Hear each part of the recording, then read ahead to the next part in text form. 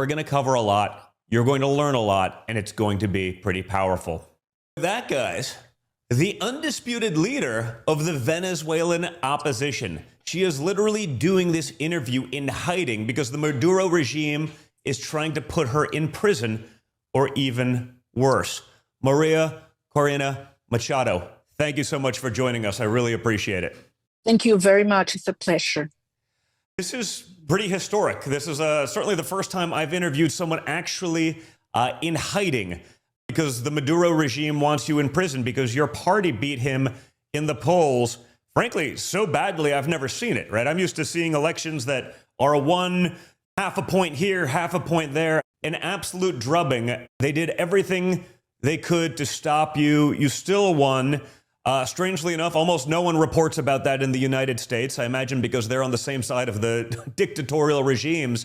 But what is happening in Venezuela right now? Well, what's happening in Venezuela is that we are living under a furious tyranny.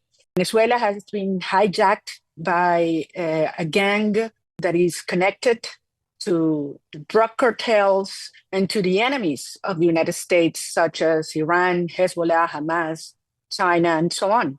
Maduro has taken over by force, even though, as you said, it was a landslide victory. We humiliated the regime under their own extreme unfair conditions, and he took out all the facades. So the reality here is we are facing a criminal system. This is not a political crisis.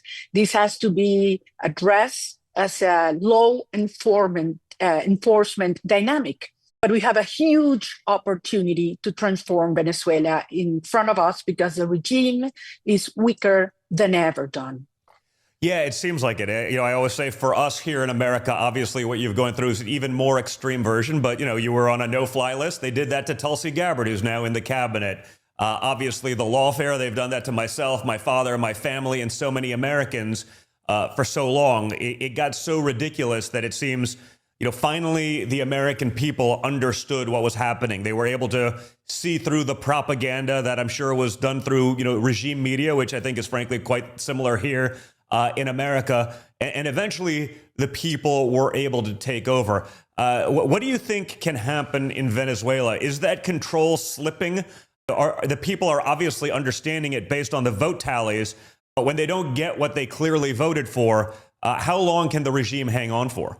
Well, the only thing the regime has left is arms and repression and lies, and certainly money that flows from criminal activities such as drug trafficking, gold smuggling, laundering of millions of dollars, and some resources that come from very obscure oil licenses. And this is resources that are not used for schools or hospitals. This is used for repression and for a huge propaganda campaign and structure such as the one we mentioned. But Maduro has lost total support. I mean, if the elections had been, simply slightest competitive, it would have ended 90-10, not 70-30. But the regime has also lost the support of the military. And this is very important.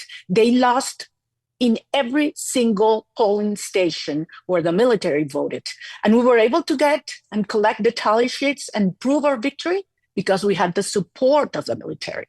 Also, Maduro is totally internationally isolated. So the only thing he's got left is repression and the resources that are coming from abroad. Yeah, I mean, Maduro